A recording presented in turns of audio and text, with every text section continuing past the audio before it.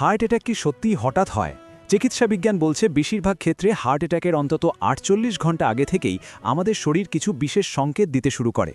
আমরা যদি সেই সময় লক্ষণগুলো চিনে নিতে পারি, তবে হয়তো একটি প্রাণ বেঁচে যেতে পারে।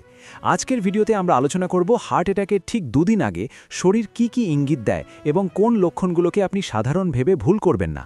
অ্যাটাক হওয়ার দুদিন আগে থেকেই রক্তনালীতে ব্লকেজ বা রক্ত চলাচলে বাধার কারণে এই সমস্যাগুলো দেখা দিতে পারে। অস্বাভাবিক ক্লান্তি, কোনো পরিশ্রম ছাড়াই যদি আপনি প্রচণ্ড ক্লান্তি অনুভব করেন এবং মনে হয় শরীর একদম চলছে না, তবে এটি হার্টের দুর্বলতার লক্ষণ হতে পারে।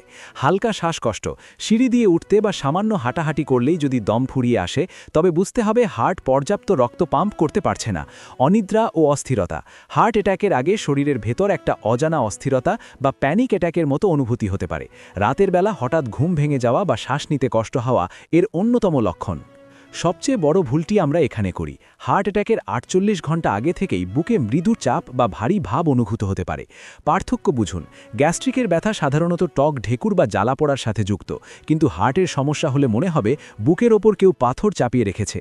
ব্যথার বিস্তার, এই অস্বস্তি ধীরে ধীরে বাম হাত, ঘাড়, চোয়াল অথবা পিঠের দিকে ছড়িয়ে পড়তে পারে।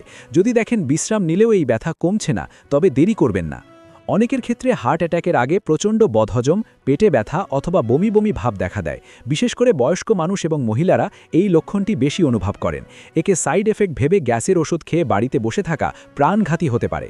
ঠান্ডা আবহাওয়ার মধ্যেও যদি আপনি হঠাৎ ঘামতে শুরু করেন এবং মাথা হালকা বোধ হয়, তবে এটি একটি বিপদ সংকেত।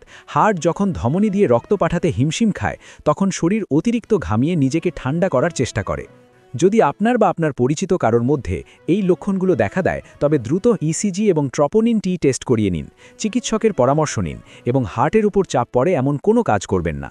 মনে রাখবেন, সঠিক সময় ব্যবস্থা নিলে হার্ট অ্যাটাক প্রতিরোধ করা সম্ভব। সচেতনতা বাড়াতে ভিডিওটি আজই শেয়ার করুন এবং স্বাস্থ্য বিষয়ক আরও তথ্যের জন্য আমাদের চ্যানেলটি সাবস্ক্রাইব করুন। সুস্থ থাকুন, সাবধানে থাকুন। ধন্যবাদ।